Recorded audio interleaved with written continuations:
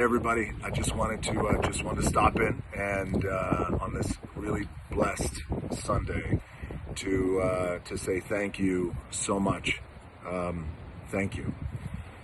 My heart is so full of gratitude, deep in my bones, in my constitution, in my wiring, in my heart, and in my mana, for the outpouring of love and the support and the well wishes and the condolences that you have sent me and my family during this time.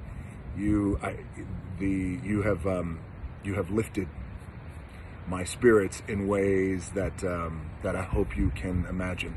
So all your messages, your lengthy messages, your deep messages, all the stories that you've shared with me, I've read as many as I possibly could, and the quality that it has provided me during this time has been immeasurable and invaluable, and I thank you guys and I love you for this support. As you know, I lost my old man a few days ago. I lost him just like that. Didn't get a chance to say goodbye to him. I would give anything right now to give him a big old hug and a big old kiss before he crossed over, and just say thank you and I love you and I respect you. But I didn't get a chance to say that. But you know, such is life, as many of you know, based on the messages that you have shared with me, that many of you understand this pain when you lose a parent. And even those of you who have never lost a parent, you've lost grandparents, you know, you understand that, and you've lost loved ones. We've all lost loved ones. And, you know, it's life. Such is life, the cycle of life, that it's painful, it's amazing, it's beautiful, it's heartbreaking, it's powerful, it's a kick in the gut. It can knock you down, it can knock your ass out, as it felt like it's knocked me out this week. But the blessing that I'm realizing and that we have to manage with something like this is, now you rise, now you get back up, and now you live as greatly as you possibly can in the wake of the life and legacy that your loved one has left, and especially a parent, and especially a dad. You know, there's just a unique bond. I've got the greatest bond with my three daughters, Simone, Jasmine, and Tia. And there's nothing like the bond of a father and a daughter. There's nothing like it. There's that great quote, which is, you know, every man wants a son, but every man needs a daughter. So I've got the most beautiful relationship with my daughters. But what's also very interesting is that there's a unique father and son bond that is so unique, and it's a testosterone-driven bond that it's irreplaceable. So there's so much about my old man and all of his complexities that only me as his son can understand. And anyway, such is life. And a lot of you guys wanted to know what happened to my dad. So he had not been feeling well and been battling a cold and infection. And he on Tuesday, he had what's called a deep vein thrombosis, which is essentially a blood clot in the leg. And it was a big old blood clot that broke free, traveled up his body, and went right to his lung, and clotted his lung, and he died very quickly from a massive heart attack, just like that. And according to the medical examiner who performed the autopsy, it was clear and very evident of what happened. And you know, my question was he in pain? Did it go quick? Was it drawn out? And you know, he said he went fast. He went quick. That's my old man. He was always quick.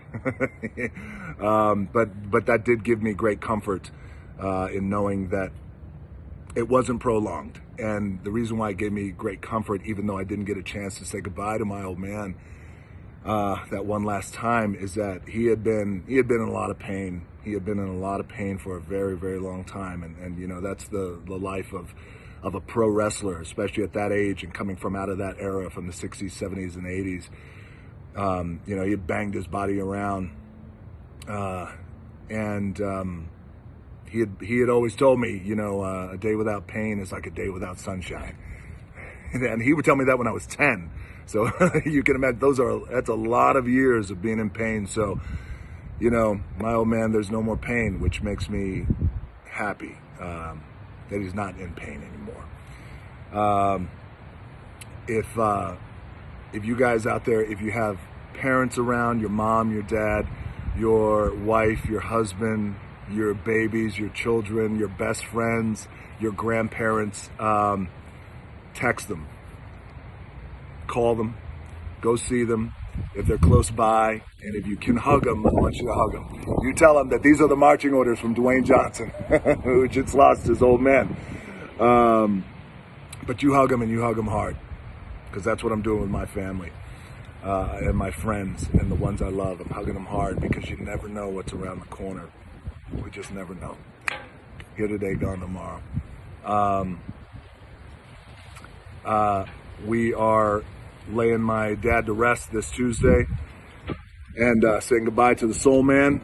And today I am up for air. I'm going to go in this gym and I'm going to crush my leg workout in honor of him. And it's appropriate because he taught me how to work out. He taught me, training, and he was kicking my ass on the wrestling mats when I was 5 years old, and then on the weights when I was 10. So it's appropriate I'm doing legs because he hated doing legs. Spending some time with my family today, and then I'm gonna break out my pen and my pad, and I'm gonna write the eulogy. I've written a lot of speeches for myself over the years, but I have no idea where to start with this one. But I do have my tequila, and I could hear him now. Good, that's the way you got to do it.